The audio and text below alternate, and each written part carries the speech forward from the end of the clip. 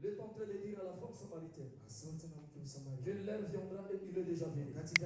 Où les vrais adorateurs adoreront le Père en esprit et en vérité. Toi, tu es un vrai adorateur. Tu es un vrai adorateur. J'ai compris une chose. Parce que c'est qui bon. Pour la loyer, pour l'achat parcelle. Mais toi tu as compris que Amenayo, et ça la valeur que Mongo, et ça la valeur que Mongo, voilà le sita. Si tu as semblé comme ça, alléluia. Pour qui m'a la présence à Zambé pour pour qui m'a la présence à Zambé pour les enfants, pour qui m'a la présence à Zambé pour la savate, ni l'argent, ni maladie. Pour qui m'a la présence à Zambé. Alléluia. David a lobby. Il est bon de passer 1 heure dans ta présence et de passer 1000 ans ailleurs. Amen, amen. Zamba papa na yo. Tonga lelo na zamotiite. Asubuhi leo siko mobile. Metoni kitu ya mamuti. Tunapenda kupata mobile. Amba muti ya mata. Ile mbele ta mobile ya kabolingo na zambi. Kwa upendo ya nakosenga yo. Takusi. Joa makolo telema. Mata gosi mama. Telema. Si mama. La Bible dit que les hommes de Dieu méritent double honneur.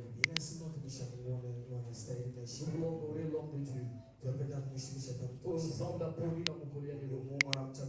Mukona punda oya zao batela. On a transmettre le message. Alléluia. Je me souviens un jour. Jésus a fait donc contre à Jérusalem. A comme il le fait à Jérusalem. En montant d'Olivier.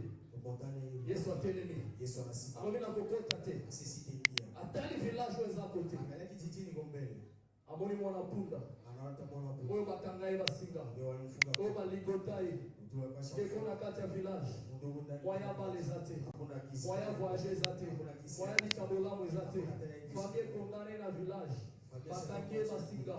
Jésus a lobby. Na kokota Jérusalem était. Aussi longtemps mwana punda na kabola mite. Atiki ba disciple. Na parole. Alobi lokende. Olibéré. Kongo ya lelo. Azolo bana yo. Liloba oyo. Eyepele kangola yo. Eyepele kangola yo.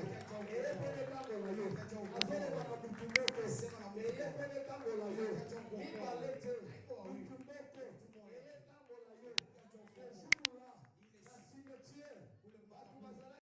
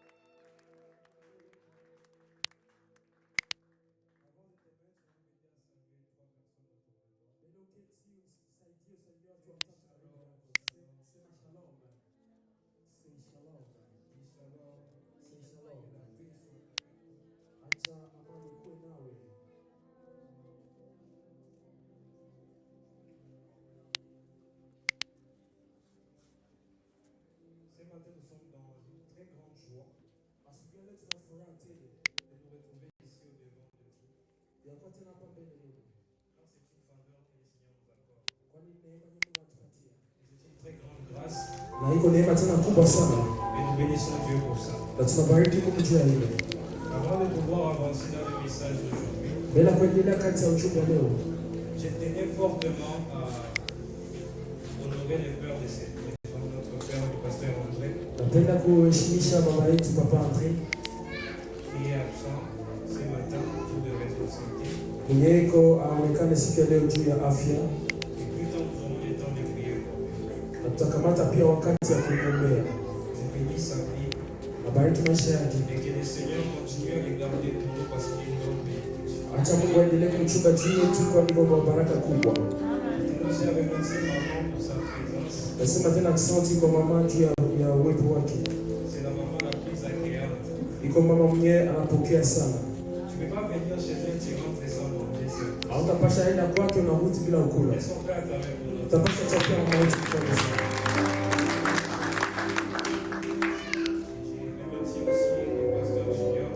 Na bariki pia uwepo ya mtumishi Pastor Junior. Est-ce qu'on peut reconnaître sa grâce à notre Tutapasha chakula kwa Bwana mkono kwa neema yake. On dit toujours il faut louer les personnes tant qu'ils sont là parce que éviter l'Oibabokende. Wanasema ifo kila siku msifu watu wakati wangali pale, kesho watapasha enda. Souvent quand on est ici à l'intercession avec des cas de situations difficiles, Wakati tuko hapa kati ya maombi, kati ya mashida kubwa kubwa, je me dis souvent moi le pasteur Junior Lazare, najiulizaka Pastor Junior kwa wapi? sa présence apporte toujours une grâce particulière Uwepo wake unaleta neema moja upekee. et ça nous bénit. C'est une grande bénédiction pour nous. Na iko baraka kubwa juu yetu. Et nous vous aimons beaucoup. Na tunakupenda sana. Nous saluons aussi le pasteur Yannick Bandorien. Tunasalia pia Papa Yannick kwa Est-ce qu'on peut Pastor acclamer Yannick. l'homme de Dieu? Napasha kuchakula Bwana Yesu mkono. Nous avons notre ancien, Mzee wetu le préféré de tous les financiers, préféré à financier wote, Papa Justin. Papa Justin. C'est un homme très humble. Iko mtu mwenyeko mtu ya kujishusha sana. Est-ce qu'on est d'accord avec ça? Wewe tunakubali ile. Mais je vais dire il faut reconnaître, n'est-ce pas? Na sasa bidi tufamie C'est entre nous, il tusiambo. n'y a pas de danger. Hakuna shida kati yetu. C'est les plus classes de l'église, n'est-ce pas? Les plus classes. Tuchapie Bwana Yesu mkono tena. Papa Justin, nous vous apprécions énormément. Papa Justin tunakubariki sana. Et toi qui es assis là où tu es, Na wewe mwenye unaketi kwenye huko. je voulais t'apprécier, mais ton problème, tu ne souris pas. Nipenda nikufurahishe lakini wewe furaha au cheka Est-ce que tu peux sourire quand même? utapasha cheka kidogo tu. Merci. Je vois des jolis sourires, des gens très bien habillés. Il y a beaucoup de joie à ces lieux. Na furaha sana. Est-ce qu'on peut acclamer le Utapasha Seigneur? cheka tena Bwana Yesu mkono siku ya leo. Alléluia. Donc tu vas m'aider simplement à incliner un peu ta tête là où tu es Tunasaidia kunja kichwa yako kwenye huko. et à parler directement aussi. Na kuzungumza na Bwana mara moja. Notez, je n'ai pas demandé de prier, Sikusema uombe. j'ai demandé de parler aussi. Nasema wewe uzungumze na Bwana. Est-ce que tu peux dire quelque chose à Dieu? Utapasha sema kitu moja fulani kwa Mungu. Selon que votre relation a évolué, Jinsi namna gani ile upatano yetu inaendelea. utilise des termes à toi que tu utilises avec Dieu. Kisha masemi unapata tumekisha na Mungu wako. Ah Seigneur, nous voici. Nous voulons t'écouter. Nous voulons avoir un moment avec toi. Nous voulons expérimenter quelque chose avec toi. Permets en sorte que ce service d'aujourd'hui aille dans la direction de ta volonté. Permets en sorte que ces quelques minutes que nous allons partager en train d'écouter ta parole aille dans la direction de ce que toi tu as prévu pour tout le monde, Seigneur, pour chacun, Seigneur. Si tu as ciblé une personne afin de le guérir, s'il te plaît, guéris-le, que je ne sois pas un obstacle. Si tu as ciblé une personne afin de lui parler personnellement, parle-lui personnellement, que moi je ne puisse pas être un obstacle. Simplement un instrument que tu vas utiliser ce matin. Simplement un instrument que tu vas utiliser ce matin. Je ne sais pas si tu connais cette chanson. Sijui kama unajua wimbo huu. Quand l'homme de Dieu, le pasteur, le papa Alain Moloto, il chante, il dit Bahaso, to sepela, bo kontina, yesu. Olingona nzambe, uyaya seko, ikona yeso, akinake. Kontia, mi, bo, so.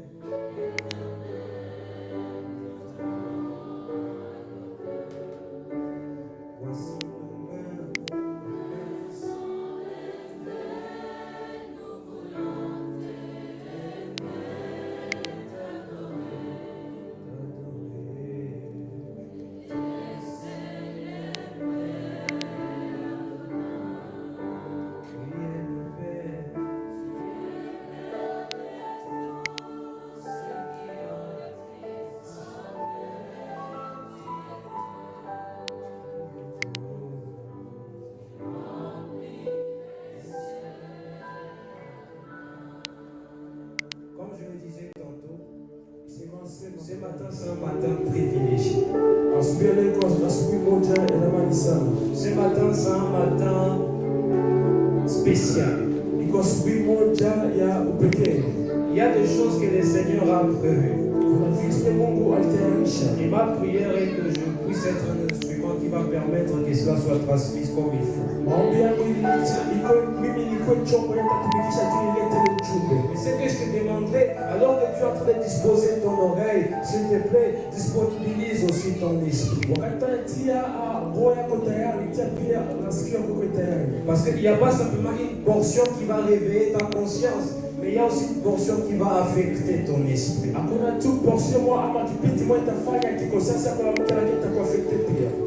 Ce matin, c'est un matin que Dieu a choisi spécialement pour faire du bien à une personne. Si je dois citer le thème, c'est assez vaste. Les grands thèmes, avec un petit fond s'il te plaît. Le grand thème, c'est la vie de Jésus. C'est que ça nous révèle sur Dieu et sa volonté. Si je devais la formuler autrement, ça serait ce que la vie de Jésus nous révèle sur Dieu et sur la volonté de Dieu. Mais comme je disais que ça serait tellement vaste que pour juste nous permettre de bien toucher ce que les Saint-Esprit veulent nous transmettre aujourd'hui, on a essayé un peu de cut it short if I can say. On a essayé de raccourcir cela. Et on a intitulé les temps de la visitation. Est-ce que tu peux dire les temps de la visitation? Très bien. Avant d'avancer, on va avoir un petit 10 minutes de documentaire et après on va entrer dans notre prédication. Je sais que le documentaire s'ennuie, mais c'est important pour la connaissance. Et rassurez-vous, ça ne va pas prendre au-delà de 10 minutes. Quand on parle de la vie de Jésus, c'est une vie qui nous paraît courte par rapport à la vie de l'homme sur terre. Dieu dit dans sa parole que l'homme peut vivre jusqu'à 80 ans et les plus robustes ils vont jusqu'à 80 ans. Donc l'homme vit jusqu'à 70 ans, mais les plus robustes vont jusqu'à 80 ans.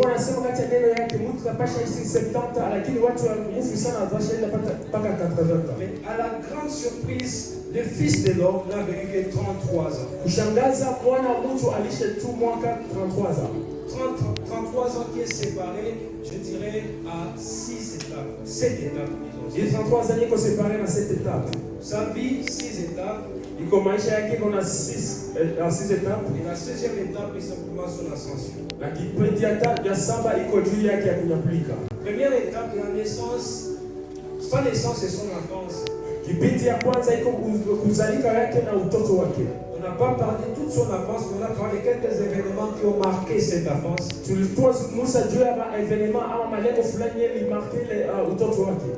y a eu d'abord la noce à ses parents. Matthieu parle beaucoup plus de comment cette annonce s'est faite du côté de Joseph. C'est Luc qui a développé de tous les deux côtés. Parenthèse. Lui nous a parlé de comment l'ange a parlé à Marie en première. Parce que de 0 à 9 mois, elle était la seule responsable de l'enfant. Mais à partir du moment où c'est devenu à Joseph de prendre les décisions, l'ange s'est mis à parler à Joseph. Permettez-moi cette introduction de lui dire que Dieu aime souvent traiter avec les responsables. Mais cette phrase ne veut pas dire simplement que c'est Dieu qui aime traiter avec les responsables. Mais ça veut dire qu'à chaque fois que Dieu t'a parlé,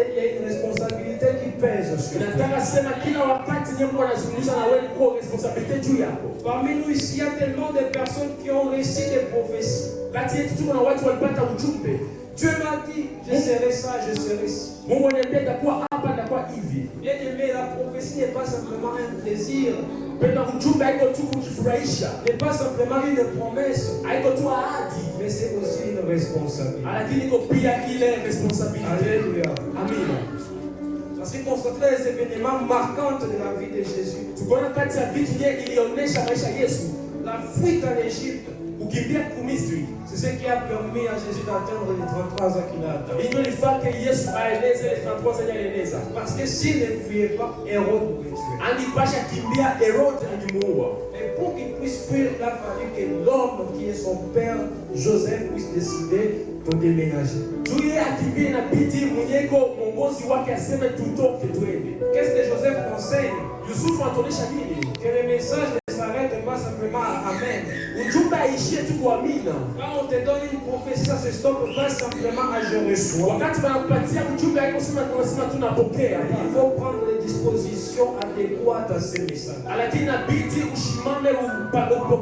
Il faut prendre les attitudes qu'il faut à ce message. La vie de Jésus, dès le commencement, nous enseigne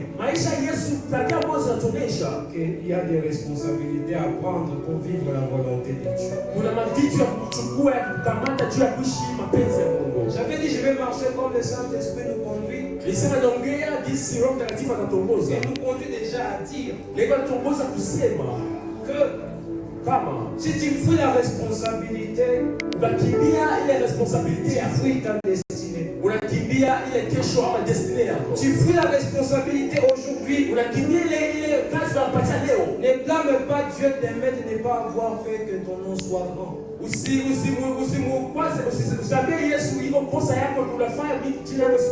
Tu fuis ta responsabilité aujourd'hui.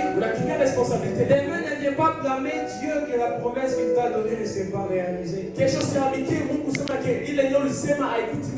Car cette promesse est placée dans la maison. Alléluia. Amen. Ils ont fui en Égypte. Et la préparation du ministère en deuxième lieu. Ce ministère a été préparé. Premièrement, par le baptême, ça a commencé par là.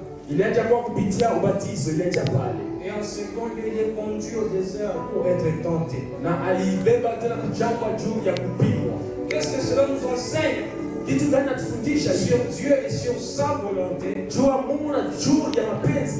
c'est que la volonté parfaite de Dieu existe. Mais pour la vivre, il faut payer le prix. Alléluia. Il existe une volonté parfaite de Dieu. Et pour expérimenter la volonté parfaite de Dieu, il y a un prix à payer. Et j'ai envie de dire un prix obligatoire. Mais ces prix, ce n'est pas toujours les jeunes. Le premier prix que Jésus a payé pour sa destinée, le prix de l'humilité. Alléluia. Imaginez ces Jean-Baptiste allaient voir et dire, voici l'agneau de Dieu. Il vient ôter le péché. Il va même dire plus tard, il est plus grand que moi. Je ne mérite même pas ôter les choses. Quelqu'un qui dit ça de toi, quelqu'un qui a dit ça de toi, mais imagine Jésus vient s'humilier au devant de lui pour se faire baptiser. Et quand Jean-Baptiste essaie de refuser, c'est ce qui doit être fait. Il a payé d'abord le prix de l'humilité. Combien ici se voit déjà trop grand? Combien d'entre nous trop grand pour s'humilier? Beaucoup de serviteurs de Dieu aujourd'hui sont prêts à jeûner 40 jours.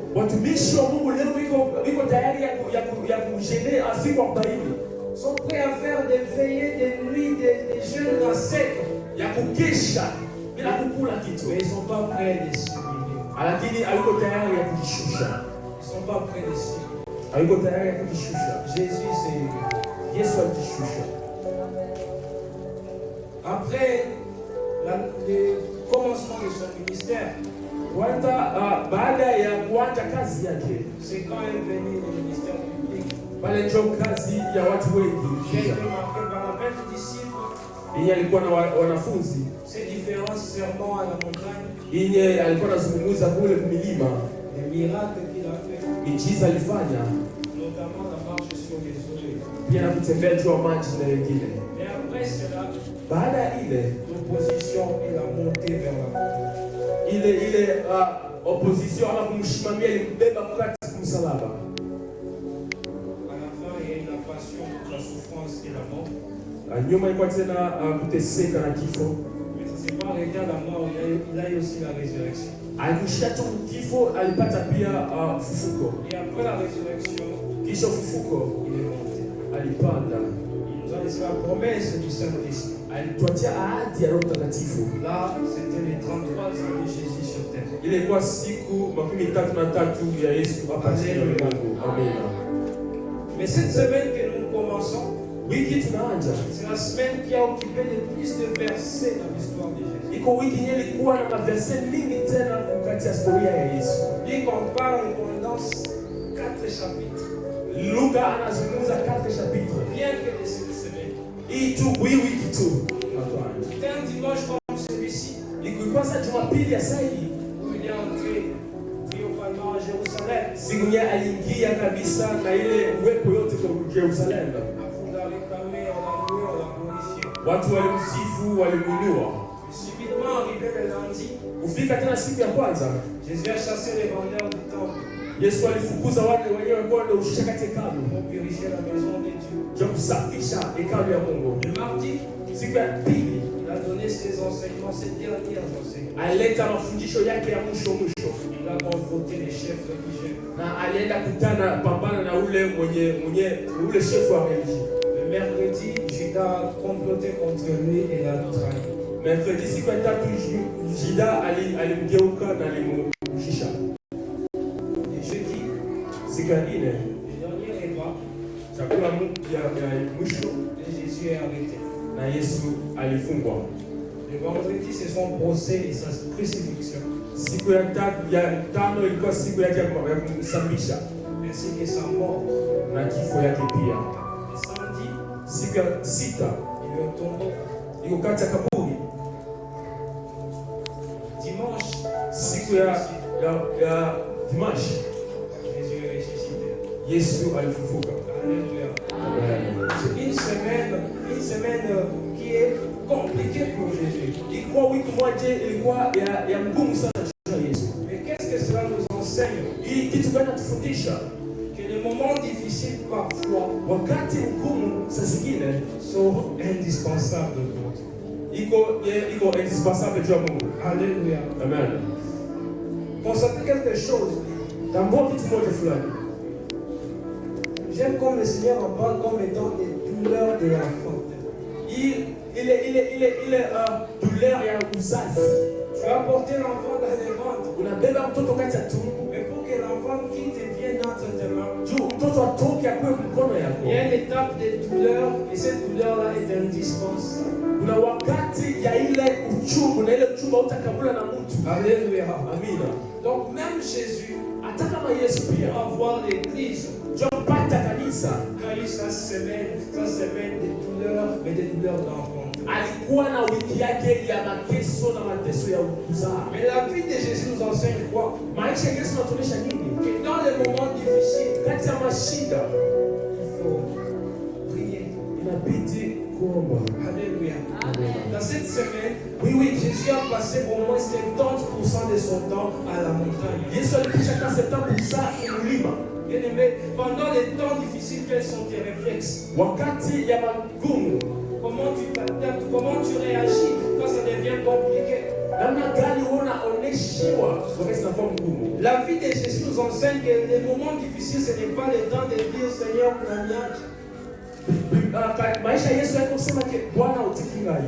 le temps difficile, ce n'est pas le moment de dire, d'abandonner Dieu. Non, mais le temps difficile, c'est le moment de s'accrocher à Dieu. Maintenant que le décor est placé, ça c'est le vice napita. lisons. Acha tusome. Nous sommes dans notre lecture. Wakati ya usomi wetu, Nous allons ouvrir nos Bibles sans plus tarder tafungua Biblia yetu bila kuchelewa dans le livre de Luc. Kati ya buku ya Luke. Luc chapitre 19. Si on devait dire tout ce qui s'est passé dans cette journée de Jésus, une journée comme celle-ci, nous devions commencer à partir du 28e verset. Mais faute de temps, nous allons lire simplement Luc des 41 à 44. Est-ce qu'on peut se lever pour honorer?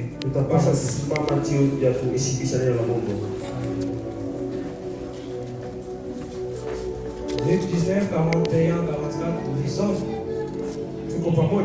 Nous y sommes. Ok. Lisons. C'est projeté pour ceux qui n'ont pas sa Bible. Comme il approchait de la ville, Jésus en l'envoya pleura. Et dit, si toi aussi, au moins en ce jour qui t'est donné, tu connaissais les choses qui appartiennent à ta paix.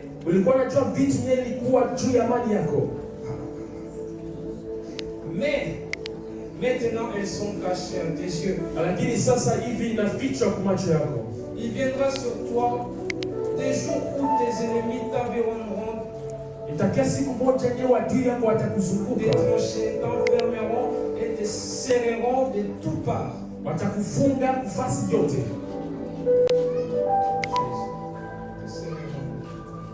Ils te détruiront, toi et tes enfants, au milieu de toi. Et ils ne laisseront pas en toi pierre sur pierre. Parce que tu n'as pas connu les temps où tu as été visité. Parole du Seigneur. Prenons place. Je lirai seule la version parole de vie. Ok. Jésus s'approcha de Jérusalem et Jésus s'approche de Jérusalem. Il voit la ville. Alors il pleure à cause d'elle. Il dit, Jérusalem, tu n'as pas su aujourd'hui comment trouver la paix. Hélas, maintenant tes yeux n'ont pas voulu voir. Les moments vont venir pour toi où tes ennemis construiront un mur pour t'attaquer. Ils vont se mettre autour de toi et te serrer de tous côtés. Ils vont t'écraser, toi et tes habitants. Ils ne laisseront pas une seule pierre sur une autre. En effet, tu n'as pas reconnu le moment où Dieu est venu pour te faire du bien. La version d'Arbi dit, tu n'as pas reconnu le temps de ta visitation. Ça me surprend. C'est une journée de fête. Jésus est en train d'entrer triomphalement. Les femmes mettent leur paille. La chorale Mokili Simba Mandalala. Mais à ces jours de fête, ces jours de joie, es en train de regretter Yesu Jérusalem. iko na regrete Jerusalem. Jérusalem, tes enfants vont souffrir Watoto wako wanateseka alors qu'ils n'étaient pas obligés de souffrir. na wao hawakupasha teseka. Jerusalem, la maison sera détruite Kanisa, nyumba yako itaangushwa, alors qu'elle n'était pas obligée de l'être. lakini haikupasha kushwa. Pourquoi ces malheurs t'arrivent, Jérusalem? Jua nini bora na kufikia Jerusalem? Simplement Iko tu juu parce que wale tu n'as pas reconnu akutambua le temps wakati de ta visitation. ya Mungu alitembelea. Est-ce que je peux enseigner? Tapasha endelea. Est-ce que je peux avancer? Tapasha endelea kweli? D'où notre thème, Yenye kichwa nini leo tunasema? le temps Wakati de la visitation. ya kutembelewa. Très bien. J'irai droit au but parce qu'on n'a pas beaucoup de temps. Hatuna wakati na biti endelee. Le temps de la visitation Wakati wa utembelevu est un moment de reconnexion à la volonté parfaite de iko Dieu. wakati ya kukutana tena na mapenzi ya kweli ya Mungu. C'est un moment que Dieu fait exprès Iko wakati ya Mungu anafanya na ko pour te ramener jua kurudisha dans son plan. kati ya mapenzi yake. Mais c'est un temps Iko wakati pia qui exige une collaboration entre le divin et l'humain. yenye napenda ile mapatano kwa mtu na Mungu. Le temps de visitation, Wakati ya ile kutembelewa c'est un temps qui exige une collaboration entre le spirituel et le physique. iko wakati yenye napenda kwa mapatano na ile umutu na ile kiroho. Alléluia. Amina. Alors pour t'aider à comprendre cela, Ndio kusaidia familia utambue vile ile je vais essayer un peu de parler, napenda nizungumze premièrement, des choses ya vitu qui peuvent t'empêcher de vivre le temps de ta visitation. itapasha kuzuiza usiishi Mungu kutembelewa. Beaucoup ces choses Ile vitu qui peuvent te faire manquer. itafanya wewe ukose.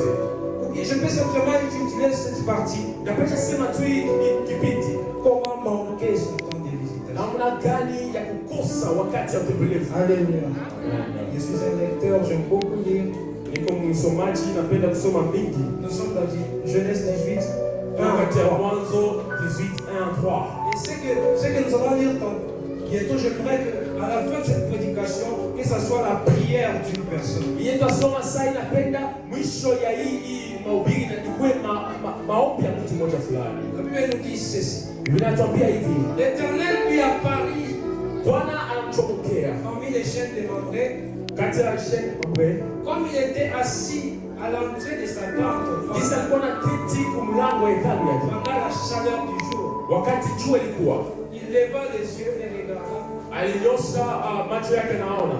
Et voici 3 hommes étaient debout Aona watu watatu walisimama près de lui. karibu yake. Quand il les vit, Wakati aliwaona, il courut au devant d'eux. anakimbia mbele yao Depuis l'entrée de sa tente, kuanzia mwanzo wa hekalu, il se prosterna anashuka à terre. chini. Écoutez la prière d'Abraham. Sikia maombi ya Abrahamu, Il dit, anasema Seigneur, Bwana, si je trouvais grâce à tes yeux, kama nilipata tu neema kwa macho yako, n'aie pas ce point. usipite, N'aie pas ce point. usipite Je te prie, loin na kusi. de ton serviteur. Il dit, n'aie pas ce point loin de ton serviteur. Anasema usipite mbali ya mtumishi wako. Abraham se prosterne Abrahamu alishusha, et dit, si je trouvais grâce, sasa nilipata tu neema, pour les canalités. usinipite. Alléluia. Voici une personne qui a reconnu le temps de sa visitation. Ona mtu mwenye alifahamia wakati ya utembelevu wake. Il a reconnu que quelque chose qui n'est pas ordinaire était en train de se passer. Alijua kitu moja nye haiko ya urahisi iko napitika. Il a reconnu que c'est quelque chose à saisir. Anajua kitu moja atakusa. Pourquoi j'ai fait cette lecture? Jua ninasoma hii kipindi. Parce que quand tu vas rentrer à Genèse 18, Ukakutia ku Genèse 18. Abraham a reçu une promesse. Genèse 17. Genèse 17. Abraham a reçu encore la promesse Abraham alipata tena ile ahadi. qu'il aura un enfant. Atapata mwana. L'âge, mon enfant est coquille, Wakati natimia, mais il n'y a pas d'enfant. lakini hakuna mtoto. Amen, amen. Amina. Il avait déjà l'âge. Alikuwa na ile wakati. Mais quand on revient à Genèse 16, tukakutia ku Genèse 16. C'est là où par impatience Abraham a eu Ismaël. Kwenye kukosa uvumilivu ya Abraham alipata Ismaeli. Après avoir eu Ismaël, wakati alipata Ismaeli, Dieu est venu lui confirmer que Abraham, Mungu aliketi kumhakikishia sasa l'enfant de la promesse viendra de Sarah. Mtoto wa ahadi atakuja kupitia Sara. Mais ce qui m'étonne, à la fin de Genèse 16, il n'y avait toujours pas d'enfant. Lakini tunashangaza kumwisho wa Genèse 16 hakuwa na mtoto. Genèse 17, mais maintenant, Genèse 17 inasema c'est tena, quand il reçoit un nom nouveau, il devient Abraham. yeye anapata jina mpya kwa Abraham. Mais chose choquante, Kitu cha kushangaza, à la fin de Genèse 17, kumwisho wa Genèse 17 il n'y a toujours pas d'enfant. hakuna mtoto. Mais vous savez quoi? Unajua nini? À la fin de Genèse 18, Kumwisho wa Genèse 18 Isaac est là. Isaka Et qu'est-ce qui caractérise Genèse 18? kitu gani inaonyesha Genèse 18? La visitation. Ile kutembelewa. Amen. Ce qui caractérise Genèse 18, Hiyo inaonyesha Genèse 18. c'est qu'à Genèse 18, Hiyo Genèse 18 Abraham a reçu une visitation. Abraham alipata kutembelewa. Il a su saisir sa visitation. Alipata ile kutembelewa, alishika yao. Est-ce que nous sommes ensemble? Kweli tuko pamoja. Alors comment manquer Namna gani ya kukosa ces temps si précieux? wakati hii ya thamani sana? En premier lieu, Tunapenda soma en premier lieu, hali ya kwanza par manque d'entente. iko juu ya kukosa kusikilizana. Attente, expectation. Kukosa kukuwa mtu wa makini. Donc, tu n'espères rien. Hauna hope, hauna haja ya kitu, haugoje kitu. Tu es comme une personne désespérée. Uko sababu mtu mmoja ana angoje kitu. Avec cette attitude, la visitation peut arriver. Ile hali ile visitation kama kuja. Et toi tu manques. Unakosa Parce que tu penses que tu ne mérites pas. Parce que tu penses que ce genre de choses c'est pour les autres, les uns et les autres. Genèse 16, 7 à 9. Genèse 16, 7 à 9. Médias, excusez, j'ai dit beaucoup. Je n'ai pas tout les versets. L'ange de l'Éternel l'a trouva. Près d'une source d'eau dans le désert. Près de la source qui est sur le chemin de Shur. Il dit à Agar, servante de Sarai, d'où viens-tu et où vas-tu? Est-ce que tu peux poser à ton voisin? D'où viens-tu et où vas-tu? Tu as peur du voisin. D'où viens-tu et où vas-tu? Alors, écoutez la réponse d'Agar. Agar répondit, j'ai fui loin de Sarai, ma maîtresse. Et l'ange de l'Éternel lui dit, retourne vers ta maîtresse et humilie-toi sous sa main. Alléluia. Quand tu vas progresser en lecture, tu verras qu'Agar aussi avait une promesse. Que l'enfant qu'elle porte, que cet enfant Ismaël, sera béni aussi. Mais Agar est désespérée. Elle fuit sans objectif. Bien-aimé, une personne qui espère ne se comporte pas comme une personne sans objectif. Ceux qui étaient là pendant la semaine, nous avons dit que si l'objectif définit la destination, les priorités définissent l'itinéraire. L'objectif pour Agar, c'est de permettre à son fils Ismaël d'atteindre un niveau où il peut aussi avancer dans la vie. Agar n'a pas d'entente, elle attend rien, elle n'espère rien. Sans espérance, on ne supporte pas la souffrance. Alléluia. Sans espérance, on ne supporte pas les moments difficiles. Beaucoup de gens se suicident. Watu wengi wanajua. Beaucoup de gens suicident leurs entreprises. Watu wanaua makazi zao. Beaucoup de gens suicident leurs projets. Watu wanaua ile maplani zao. Parce que dans les déserts, Wakati ya jangwa, Agar aurait tué Ismaël. Agar akipasha ua Ismaeli. Agar aurait tué son fils de faim, son fils de soif. Akipasha ua mtoto wake na njaa na ile haja ya maji. Elle aurait tué son projet. Alitaua ile projet yake. Elle n'a pas su supporter rester. Akupasha weza kushikamana kuketi Par manque d'attente. kwa kukosa. Mais heureusement pour lui, Lakini mzuri mtoto yake elle était sous la couverture. alikuwa chini ya ulinzi. Reste avec moi à la conclusion, tu vas comprendre ce que je veux dire. Bakia na mimi Couverture. utafahamia kitu kinachosema juu ya ulinzi.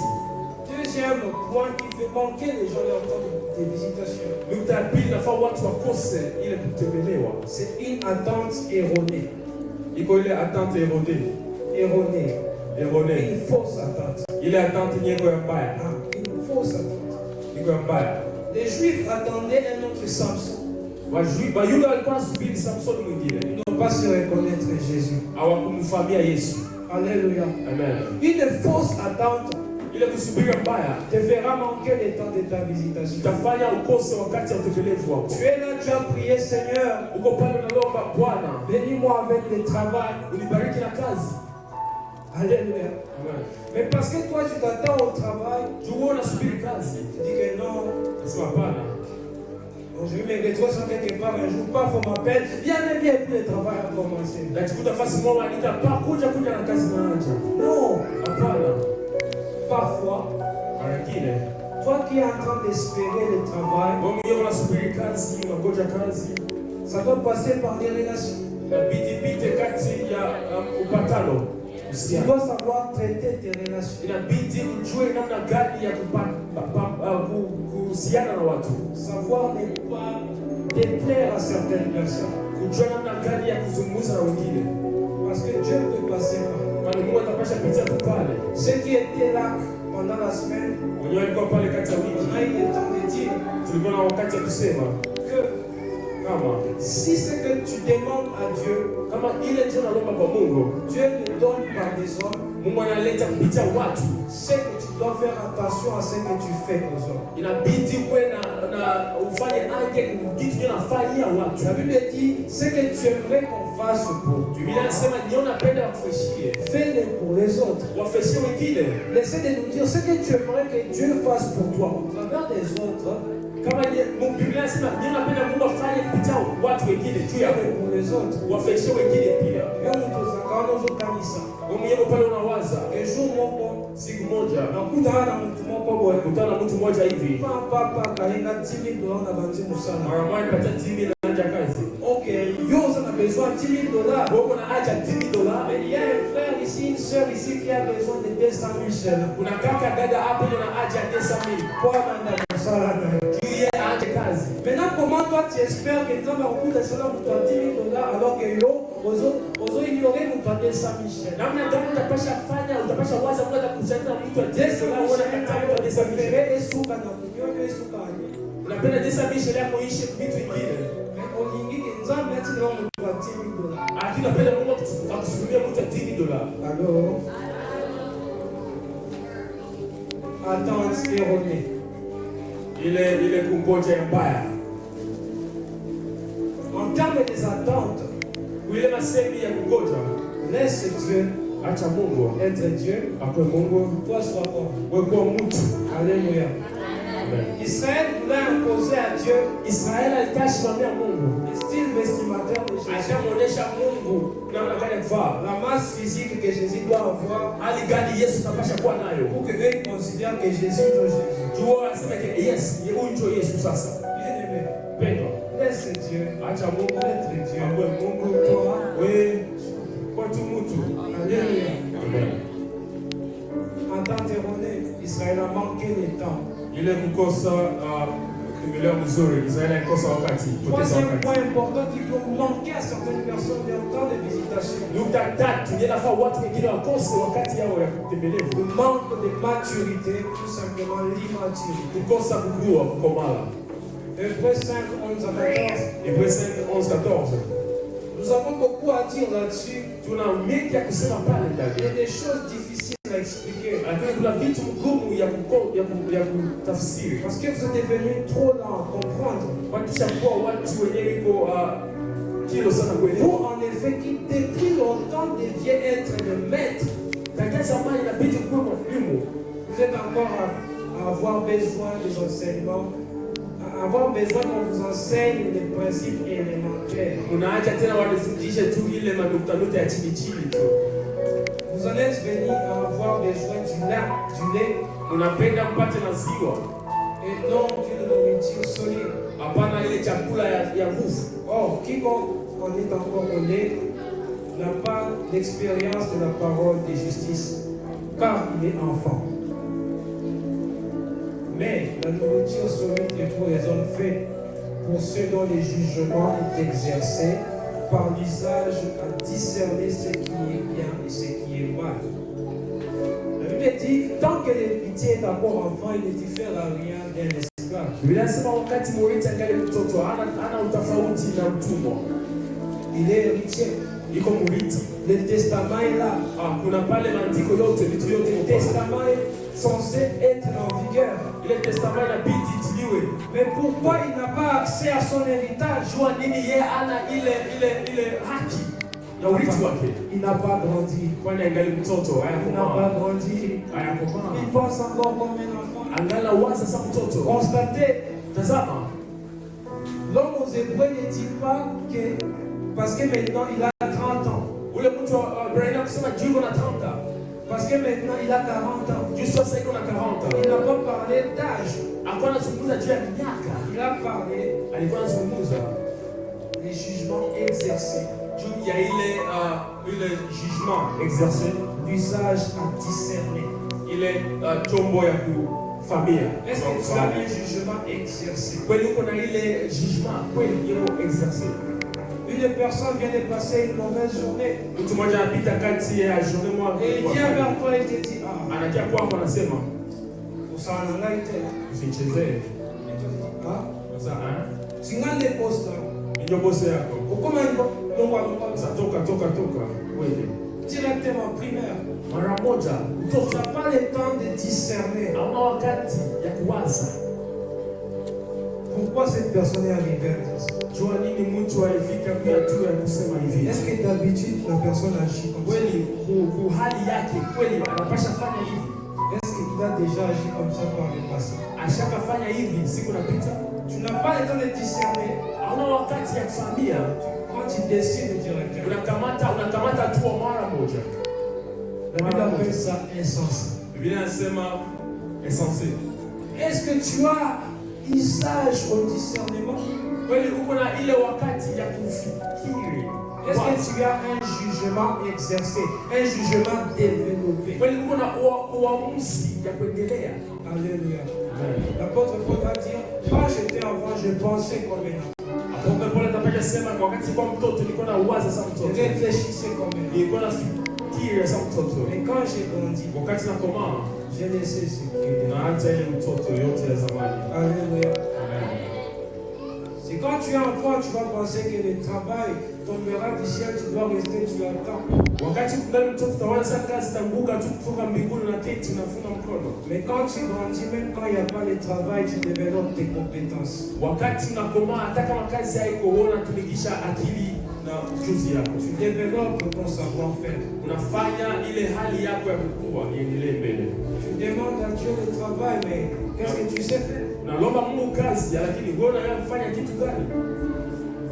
Est-ce que Dieu n'a pas investi en toi?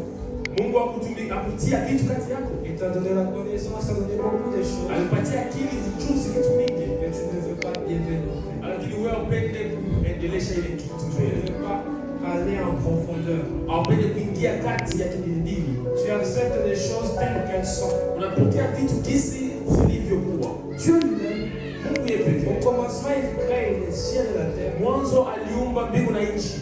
Il voit que c'est un vent vide. Aona kweli haina hali. Il ne s'arrête pas. Lego mtupu akushika pale. Il commence le premier jour. Anaja siku ya kwanza. La lumière. Acha La lumière est là. C'est pas parfait. C'est bon. iko mzuri, iko vema. Deuxième jour, Siku ya pili. il ne s'est pas contenté de ce qui était là. Dieu a perfectionné. Akuona tu vitu vile ilikuwa pale, aliendelesha Il kazi. a travaillé. Alitenda tena kazi. Travaille jusqu'à ce que Tumika paka ça soit parfait. ikuwe vema. Tu chantes bien, Unaimba mzuri, mais est-ce que tu ne peux pas chanter mieux que ça? kweli hautapasha imba kupita tena ile. Tu joues bien, Unacheza mzuri, mais est-ce que tu ne peux pas jouer mieux que ça? hautapasha cheza Ce kupita que tena tu ile. fais, tu le fais bien. Ile unafanya Et mzuri. tu vas accéder à une meilleure dimension. Lakini unapenda upande tena hatua ingine. Est-ce que nous sommes ensemble? Kweli tuko pamoja. Le temps de la visitation, quand tu trouves que tu es prêt. Wakati utembelea utamkuta wakati uko tayari. Abraham a vu ces gens. Abrahamu aliona Il s'est dit watu. non. Asema hapana. J'ai déjà prié. Nishaomba. Et il était. Nishaomba haikuji. On a déjà prophétisé. Dieu lui-même a dit à Abraham, tu auras un Mungu fils. yeye pekee alisema utapata mwana. Mais moi, n'a été. Lakini mtoto akuja. Quand il voit ces gens, Wakati aliona wale watu kuja, Abraham a compris. alielewa Est-ce que les naturels hata ile naturel puissent rencontrer? ikutane. Abraham a fait les gestes qu'il faut. Abrahamu alifanya ile majesti yenye inabidi. Il a nourri ces personnes. Aliwakulisha, Il les a fait asseoir, il les a fait reposer, il a lavé leurs pieds. alifanya wasukwa migulu. Alléluia. Il a posé les gestes qu'il fallait. Alifanya ile majestures yenye inabidi. Bien sûr, ne me comprenez pas simplement dans le cadre de l'église. Usielewe tu ile hali ya kanisa. Comprenez-moi comme un principe de vie. Unielewe hasa ile principe moja ya maisha. À ce moment-là, Ile wakati ce n'était pas des prophètes, alikuwa wale wanabii, ce n'était pas des pasteurs, alikuwa wa pastor. c'était trois inconnus. Ilikuwa watu watatu wenye hawafamiliki. Abraham a reconnu ici, Yeye Abrahamu alitambua asema hapa il y a quelque chose à ne pas passer. kuna kitu yenye siwezi acha ipite. J'attends une bonté de l'éternel. Na acha niko na ngoja ile baraka ya Mungu. Laisse-moi d'abord être bon avec ça. Acha kwa nikuwe mzuri na hao watu. Abraham a fini à traiter ces gens. Wakati Abrahamu alimaliza kutumika na wale watu, Qu'est-ce qu'ils ont fait? kitu gani alifanya? Ils ont libéré simplement une parole. Aliacha tu neno tu. Ils ont dit à Abraham, Walimwambia Abrahamu, l'année prochaine, mwaka à cette inakuja, même hii période, wakati tu auras un enfant. utapata mtoto. Et puis c'était fait. Na ilifanyikwa. Et puis l'année prochaine, Na mwaka à la même période, ule il y avait wakati l'enfant. moja ulikuwa mtoto. Parfois, ce qui te manque à ton exaucement, Mara mingi kitu tunakosa jua upate c'est jibu. de poser les gestes. Iko kufanya tu Qu'est-ce que ça? Ile Est-ce que nous sommes ensemble? Amen. Comprenez, il ne lui manquait pas la prière. Alikosa maombi. Abrahamu alikuwa Il anaomba parlait sana. beaucoup avec Dieu. Alikuwa anazungumza na Mungu sana. Mais Lakini il lui manquait à poser les gestes. ile tu matendo tu ndio alikuwa anakosa. Alors, qu'est-ce qui va t'aider à vivre les temps de ta visitation? Je clôture ici. Kitu gani kusaidia uishi wakati ya utembelevu wako naishia hapa? Je vais subdiviser en un grand point, mais qui a deux sous-points. Nilikata nukta moja lakini kuna nukta mbili ya kidogo kidogo. Ce grand point s'intitule Nukta kwanza ya kubwa liko Rester sous la couverture de Dieu. kubaki chini ya ulinzi ya Mungu. Ou bien simplement Ama tu rester dans la zone d'appartenance à Dieu. kubaki fasi nye iko ya Mungu. Dans la zone d'appartenance à Dieu. Ile fasi nye iko ya Mungu. Et cette zone d'appartenance à Dieu, c'est quoi? Ile kitu ko nini? C'est la zone de la parole pratique de Dieu. Iko zone ya masemi yenye unatumikisha Mungu. Alléluia.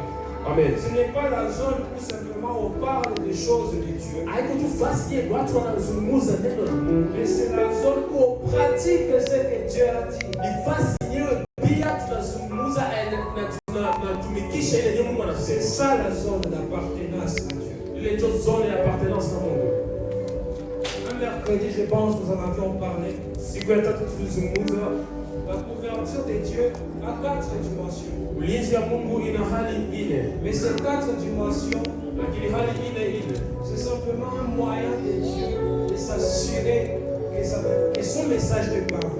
kutia Mungu hakikishe Alléluia. ujumbe yake inafika. Amen. Première dimension de la couverture de Dieu, c'est Dieu lui-même. Hatua ya kwanza ya ulinzi wa Mungu kwa Mungu yeye pekee. Amen. Comprenez, David dit, Daudi anasema celui qui demeure sous l'abri du Très-Haut repose à l'ombre du Tout-Puissant. Amen. C'est C'est-à-dire, pour expérimenter de l'ombre du Tout-Puissant, il faut demeurer sous l'abri. Cet abri du Très-Haut, c'est ce que nous appelons la couverture de Dieu. Cet abri du Très-Haut, c'est ce que nous appelons la zone d'appartenance à Dieu. Première dimension, Dieu lui-même. Deuxième dimension, la parole écrite de Dieu, c'est Alléluia. Deuxième dimension de cette couverture, c'est la parole de Dieu. Troisième dimension, c'est la conscience. Alléluia. Et la quatrième dimension, ce sont les leaders que le Seigneur a placés. Ainsi que l'entourage. Alléluia. C'est-à-dire, si Dieu veut te protéger, il va te parler, il va te donner sa parole, il va te dire dans ta conscience, mais aussi il va te prévenir au moyen de prédications comme celle-ci. Si tu n'écoutes pas ta conscience, tu n'obéis pas à ta Bible, tu n'obéis pas à ce que Dieu te dit, tu n'écoutes pas ce que les hommes de Dieu disent, ce que Dieu te parle de ton entourage, ne blâme pas Dieu de ne pas t'avoir protégé, ne blâme pas Dieu de ne pas t'avoir béni, ne blâme pas Dieu de ne pas t'avoir visité, parce que c'est toi-même tu es sorti de la zone.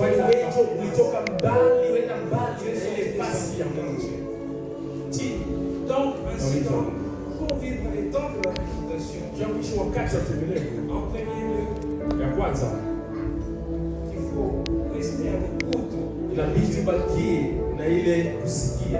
Agar a pu avoir sa seconde chance malgré son erreur. Parce que quand Dieu l'a dit, rentre chez Sarai, ta maîtresse, plutôt Agar a yoki et puis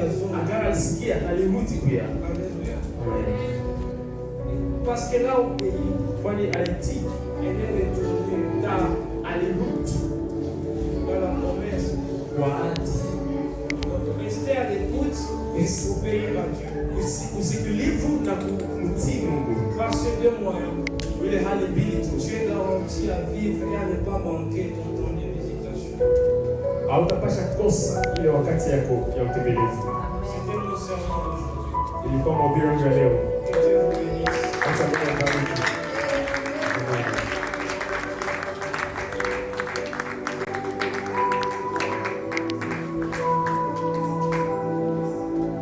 Acclame encore pour Jésus.